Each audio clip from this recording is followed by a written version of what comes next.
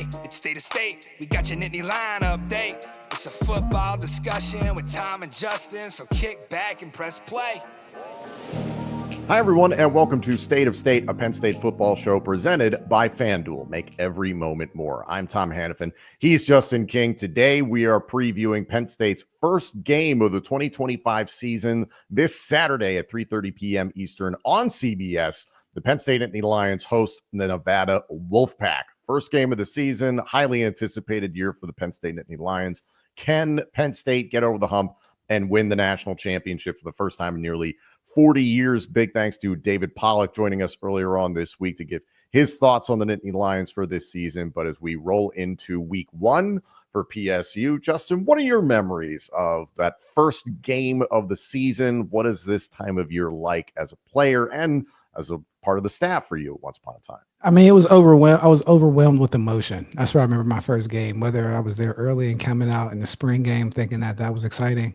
But that first game was a little different. I want to did I tear up a little bit. It was just like, all the work to that point. I was in the first scripted play, so I knew I was going to get the ball.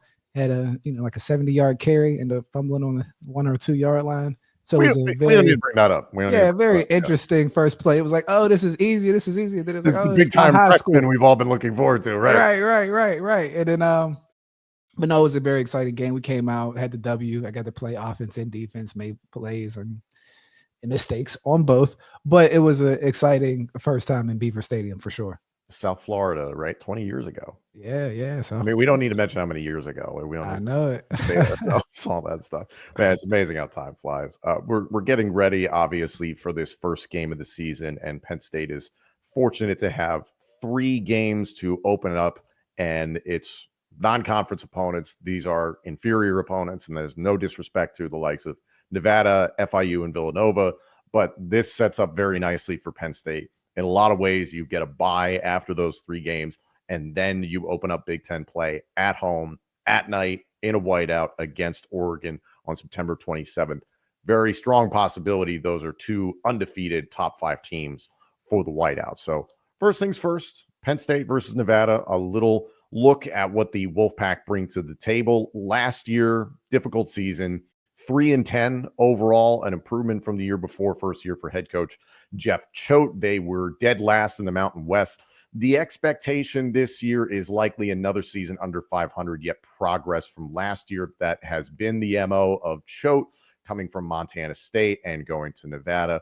They hit the portal pretty hard along both sides of the line this offseason. They added experience along the O-line. They did lose a fair amount of talent to a variety of different schools. For some reason, just in Memphis, just decided to raid Reno, Nevada. So that's pretty interesting. But anyway, FanDuel has Nevada at an over-under of 3.5 wins this year. So just to give you a little outlook there. Starting quarterback Brendan Lewis was the team's leading passer and rusher last year. He has since transferred to Memphis. Enter quarterback Chuba Purdy, the younger brother of San Francisco 49ers star quarterback Brock Purdy. He is in his 6th year. Started out at Florida State in 2020 in the pandemic year, transferred to Nebraska in 2022, then to Nevada in 2024. He's got wide receiver Marcus Bellin back this season. It was a pass-happy team most of last year, 111th in total offense, but 23rd in pass offense. Good amount of those pieces have either gone to the National Football League or have transferred. His former quarterback coach from last year is now his OC, and David Gilbertson. They had to completely rebuild their secondary last year with Choate coming in and so many players transferring out. And Justin, that's so become the norm when new coaches take over. It's kind of a mass exodus no matter where you go. They were 118th in total defense, 75th in defense from 2023 to 2024. So a significant jump under Choate. An offseason of continuity. It's given them some hope. Linebacker Stone Combs is a bright spot. However, one of only 2 returning defensive starters. Overall, they have a lot of transfers from Power 4 and 5 schools. They really struggled getting off the field on 3rd down last year. They feel much better about their edge rushers, according to Jeff Choate. Again, the portal has helped there. 8 of their 13 games last year, Justin, were 1-score games. They were 2-6 in those games. They gave up an average of 28 points per game and surrendered nearly 400 yards of offense per game. However, the incremental progress, I'd say more than incremental. Total defense, you go from 118th in 2023 Chota rise, you go to 75th.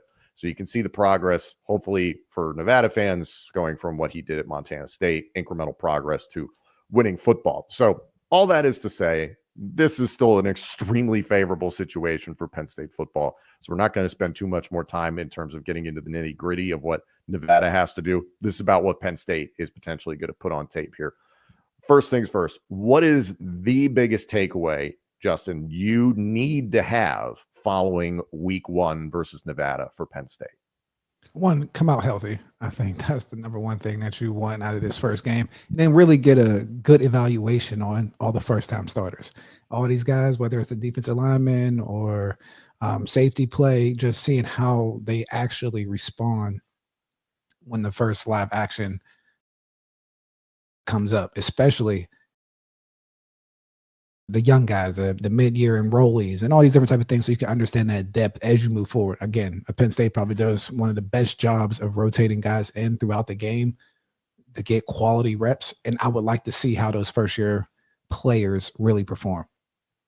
Penn State is favored by 44.5, according to our friends at FanDuel, where you can make every moment more. I think there's going to be a ton of focus naturally for Penn State fans on the passing game, the wide receivers especially, and we're looking at the transfers. Trebor Pena, Kyron Hudson, Devontae Ross, and how does Drew Allar perform in this game? Again, considering the level of opposition, you do expect some success, but I kind of want to temper expectations, Justin. I think, I've talked about it before on this show. I think there's the expectation that you're going to see video game numbers in the passing game. And you might see that, considering these first 3 games are what they are against Nevada, FIU, and Villanova. But I don't want fans to just think, oh my God, if Drew Allar goes off for 4 touchdowns and 350 yards and all the receivers cash in or something like that, this is what the offense is going to look like for most of the year. To me, and I don't know how you feel, if I'm Andy Kotelnicki, I'm putting very little on tape. Vanilla as vanilla can get in this sort of game. And especially if the focus is going to be the offensive line and the running game. Maybe they do lean a little bit more on the passing game or just get more reps, I guess, in that category. What do you think? I think there's 2 ways of looking at it. I mean, there's the offensive philosophy of holding things back so the defense doesn't know exactly what you're preparing to throw at them, or you just throw a whole bunch of manure out there or just stuff that you'll never try again and just see how your players respond in different situations against lesser opponents and give them the freedom to do that before you kind of hone in. So you have defensives chasing all different types of sets and how they do this and preparing for things that you're never going to do against them. So I think there's 2 ways of looking at it, especially the latter having, Coach K's signature on it, where he can give you the flavor of the week and real creative in how he presents plays. So I think the more that they can show Nevada and put the guys in a position of like stretching their intellect, seeing how they respond to different things, especially for early into the season, that's one way that they might approach it. But I think it's always interesting between those 2 different approaches of holding your offense back versus showing them everything and then making them prepare for everything. You worked as a recruiting coordinator at one point for Penn State, obviously being a part of the staff. How do those position battles that have been really going on since the spring, even the winter, and that continued during training camp, how do you really figure those out during these first 3 games? I mean, when I mentioned that the staff does a great job rotating quality depth in, I think that's how you're able to get a good evaluation. It's because you're giving a lot of players reps in quality minutes, not garbage time, but like, how did you respond in the second quarter and 3rd and 6? Maybe the whole game isn't in limbo, but that freshman that gets an opportunity, whether it's like a Darius Dixon that gets an opportunity to step in there and make a play, he's like, okay, this freshman, the lights aren't too big. He understood a check. He made this play. And from that standpoint, you can understand or start to project where the talent and development meet, right? Because everybody has a level of talent, but then when you get into the games, you can start to predict the development, who just needs more reps to get better. Because if you've been at Penn State for the past 2 to 3 years, we understand that you have a level of experience and knowing what to do. The younger guys, the first year players, how they respond in game action when it's not scripted in practice, when your coach isn't yelling at you over your shoulders, how they respond will give you a nice read and evaluation on how you need to set up the game time moving forward. So when it gets to the playoffs, we're playing with our best group of guys and the depth is set where it needs to be. State of State is a proud supporter of Blue White Outfitters. Blue White Outfitters was created as a retail shop meant to highlight the confidence, competitiveness, and fearlessness of the elite athletes found throughout the history of Penn State University. Check out their Lockdown U and Lawn Boys merchandise today. All sales from Blue White Outfitters directly benefit Penn State student athletes. Also, official State of State merchandise is available now. Support the show and grab State of State t-shirts, hoodies, hats, and more. Visit www.bluewhiteoutfitters.com today. I think there's a lot of fascinating depth questions that I think we're going to be asking into September, and that's fair and that's reasonable. You don't want to have to be asking those questions by the time the Oregon game rolls around, but you have that luxury. For me, I'm asking, how many different combinations at offensive line do you see? There's a pretty good understanding of what the starting five could be, but how many different variations of that do you see? Who's the third, fourth, fifth running back, and who gets more carries in that respect? How much do they protect Singleton and Allen to the points you were making before in terms of health? Wide receiver, are these guys for real that transferred in? And after that, is this the Kobe Howard show like we've heard a lot about? Tysier Denmark, Liam Clifford, there's a lot of different guys that can get involved in the passing game. How does Khalil Dinkins look at tight end? I think a lot of hype and expectation for him. We talked about him potentially being a breakout star. It sounds like the backup quarterback battle is leaning towards that being Ethan Grunkemeyer, but James Franklin has been on the record saying that could be a week-to-week thing, and that could be a battle until the beginning of 2026. So we're just going to keep an eye on that to see kind of who's getting more reps and who looks a little bit sharper between Grunkemeyer and Jackson Smolik. Are they able to get to the threes? They should be able to in a game like this, especially FIU and Villanova, but you just got to wait and see. Defensively, what does Uriah Fisher look like? That is probably my first question when it comes to the defense. I don't expect him to look like Abdul Carter all of a sudden, but does he look like he's supposed to look, like they think he's going to look? How's that depth look at defensive tackle? Does Chaz Coleman, who grabbed headlines a few weeks ago, have a breakout opportunity in these first 3 weeks? Secondary, how many guys do they get on the field, and how in sync does this defense look considering what Jim Knowles is trying to install? You follow Jim Knowles during his career, and there's been so much made about the install process for him. And Ohio State fans have said, it takes 3 years for him to really get the results he wants from the defense. And Knowles has been on the record saying, I have to do this now. My job is to capitalize on this now. So that teaching period, how much can you really still be teaching into the first 3 weeks of the season, even though they are inferior non-con opponents? Well, I don't know if it's too much teaching of what they need to do, more so understanding the schematics of what the offensive coordinator for Nevada and how they like to attack them. You know what I mean? So it's more trying to pick up tendencies so that they're proactively putting themselves in positions to do what they need to do. The last thing you want them to be doing is actually thinking about their other assignments. At this point, that should be second nature. So being able to play fast is understanding what your opponent may be doing and then making sure that everything is subconscious from an internal standpoint. I'm very curious to see just how the defense feels, Justin. I firmly believe Lockdown U, the defensive backs are going to be the strength. And the anticipation, especially in this game, is that Nevada does like to lean on the passing game. Chuba Purdy did not have a ton of reps last year as the Nevada quarterback, but did complete 72% of his passes. They had a pretty good completion percentage overall as a team, roughly 67% when it was Brendan Lewis. So I expect them to kind of lean on that once again this season. But again, you get into situations with these non-con opponents, and if the lead balloons, you're going to see more of the passing game. So there could just be decent reps for the secondary to get out there and just see what they're capable of. So who are some guys that you're expecting in the secondary to maybe get more run than usual, or just who do you feel like, hey, we're really going to learn a lot more about? I think the Dixon kid from Water Day. I think he's going to be the one that we get we'll get more reps and see how that moves forward. But I hear a lot of high praises from him. Yeah. I am interested to see what's happening at safety beyond Zachy Wheatley. Elliot Washington II, a guy who killed it during winter workouts and spring practices and training camp as well.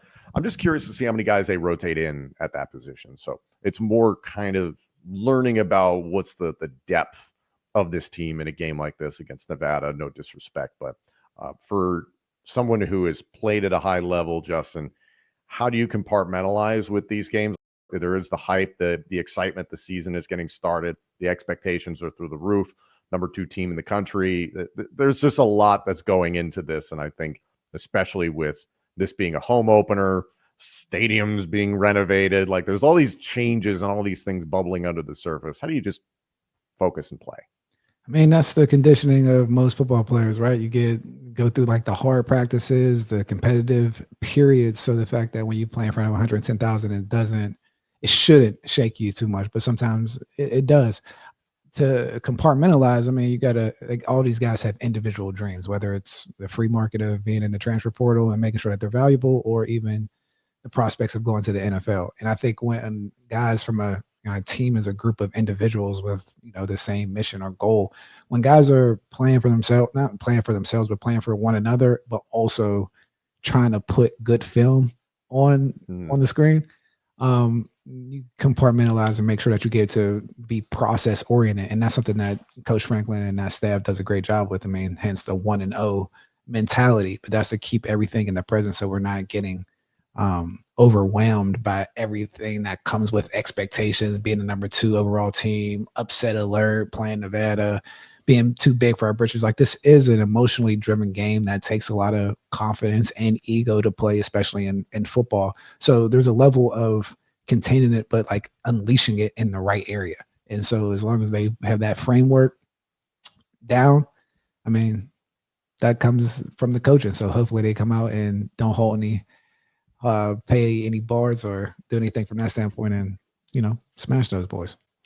Some final questions that I didn't necessarily mention before, but have come to mind. I'm curious to see what happens at punter, Riley Thompson and Gabe Nwosu. Linebacker, that's another big one, Justin. Jim Knowles has said he only trusts 3 guys right now, and Dom DeLuca, Tony Rojas, and Amari Campbell, the transfer from UNC. So Campbell's got to get used to things quickly. Tony Rojas is coming off of an injury-plagued season and off-season recovering, but apparently had a really good training camp. Dom DeLuca, steady Eddie, you know exactly what you're going to get from him, and he had a really nice end to last season during the college football playoffs. So curious to see what comes out at linebacker, what other linebackers, other than 3 guys we just mentioned, get into the game and play well and play competently. I love hearing from Jim Knowles because he is that blunt that he did put out there. He's like, I can only trust 3 guys right now. So it's like, okay, by week 5 against Oregon, how many do you trust then? How many do you trust after the Nevada game? That sort of thing. So there's a lot of interesting questions for this game. Currently, the over-under for this game is 57.5, according to FanDuel. We encourage you to make every moment more with FanDuel. Hop in our comments section. Tell us what you're thinking ahead of this game on our YouTube channel. Hop in the comments section. What are you thinking about? What are you focused on? What are you worried about? What are you excited about? I think we're all just excited to have college football back. Week 0 kind of set the table, and now we finally get things started here.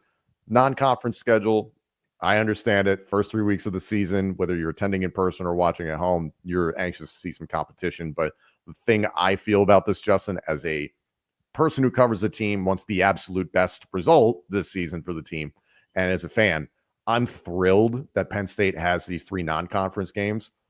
Fine-tune, figure stuff out, figure out those position battles, and stay healthy, like you said. But I think that's something that fans might be bothered, where it's like, hey, I'd like it to be a good game. Like, Texas is going to Ohio State, week 1. Okay. Right. Penn State doesn't have that, but like, I'm really okay with that this season.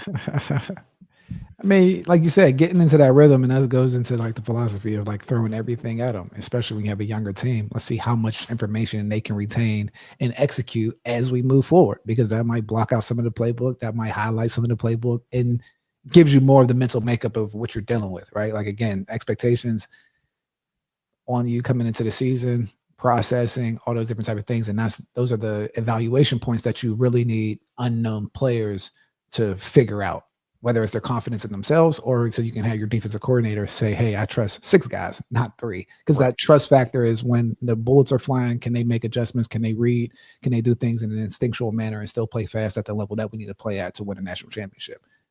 High level of trust. But guys have to be able to execute that.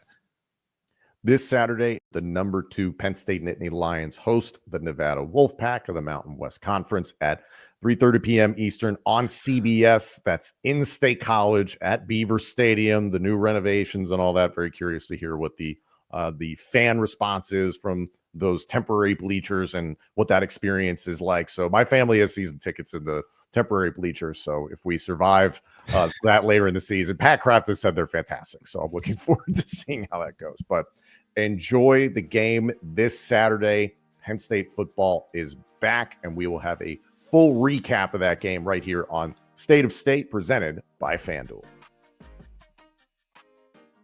Thank you all so much for joining us. This episode and our entire library of shows is available now on YouTube, Apple Podcasts, Spotify, and wherever else you get your podcasts. Please like, comment, subscribe, rate us, and turn on notifications. Follow us on social media at State of State Pod. Comment on our YouTube channel. And if you haven't done so already, you can become a member of our YouTube channel. For just 99 cents a month, you can get all upcoming episodes of State of State, plus our entire members-only playlist, ad-free, commercial-free. Hit the join button on our homepage or follow the link in the description of this podcast. State of State is presented by FanDuel.